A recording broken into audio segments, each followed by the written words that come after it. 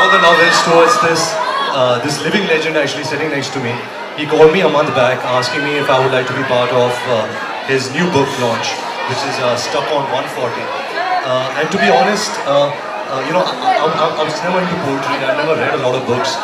This book came to me today, and it's a book of a lot of short poems written by Mr. Nandy. I think I should check it out because it's so hard to really get a feeling, put it in words, and write it and share it with the world. And I think Mr. Nandy does that exceedingly well. So I think we should just read a few quotes from the book. Yeah? Ladies and gentlemen, we're now going to start reading. Please, it's a humble request. We're here for a launch. Let's meet the purpose of what we're here for first and then move on. Guys, please, I request silence for the next 15 minutes while the reading and discussion is on. Please, this whole lot, please. Thank you. Well, Mr. Nandy, with your permission, if I can start with something I've really enjoyed, and I think something which kind of describes your immense, phenomenal work. So do pardon my reading of the poems because I'm not as eloquent as the people on the stage right now, but I will try my best.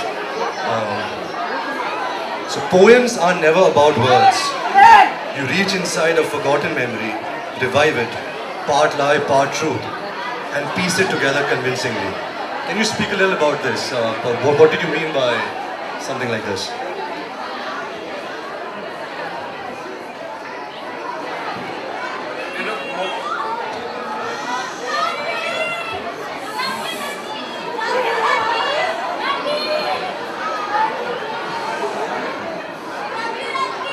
Please, guys, one last request. We've begun reading.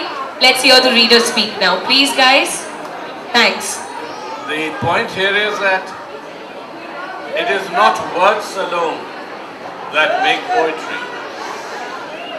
It is touch, feel, love, everything that you feel around you that goes into a collection of written words that delve into memory, reach out into the future, and become part of living literature. The problem with our literature is that very often we treat it as something academic, something we read, something we learn, something you put away, something that lies in a dusty library. Poems are not about that. Poems are about reaching out, touching lives, reaching out, grabbing memory, reaching out into uncertainty. That is the magic of poetry. Well said, sir.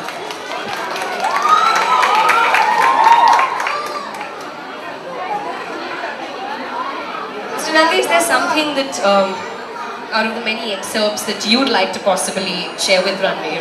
I'll read one and then I'll give the mic back to Ranbir. Sure. You lie, so do I. Does that make us liars? Or are we just lovers claiming our share of eternity?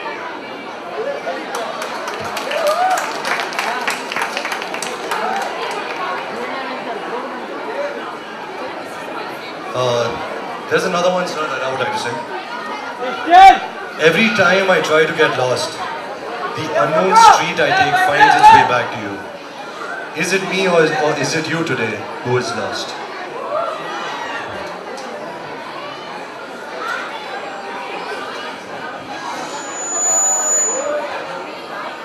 So, but all these poems describe so many emotions, there's love, there's angst, jealousy, anxiety.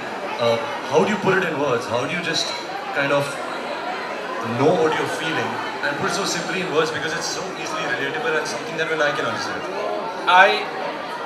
I try to use the simplest words. I think the most important part of language is touching people. If it doesn't touch your heart, whatever you do with your brain, you will still never respond to it. And I saw The Dark Knight yesterday, and if you just listen to the cadence of language there, how people talk, each person's language brings alive, each person's dialogue brings alive an entire continent of emotions. And you realize that words are not always what you think they are. Words have layers.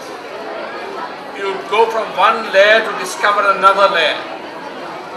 Kushan saw, my son, he saw The Dark Knight twice. And the fun of seeing it a second time is that you discover nuances you may have lost the first time. That's the magic of language. Mr. Nandy, if I may, I'm sure a lot of people here are intrigued by the title, Stuck on 140, and this is all for the youngsters here, so you guys just better listen. One of the great disciplines of poetry has been how to structure it. Some people have structured poetry in terms of iambic pentameters. Some people have structured poetry in the form of sonnets. The epics have their own structures. The 10th and 11th century Sanskrit erotic poetry had their own structures. I went with the simplest possible structure of today. I went with 140 characters. What you and I and all of us, you're not on Twitter. Most people tweet with 140 characters. That was the discipline of this piece, of this entire poetry here.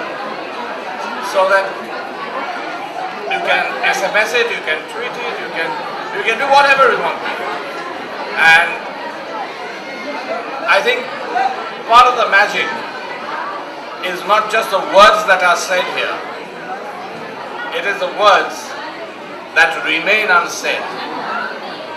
That is what makes poetry. Ranbir, do you think that this is a book that's going to stay with you for a long time? Absolutely. I mean, I wish I had got this book, when I was really young, because I could have SMS all my girlfriends and kind of flirted with this book.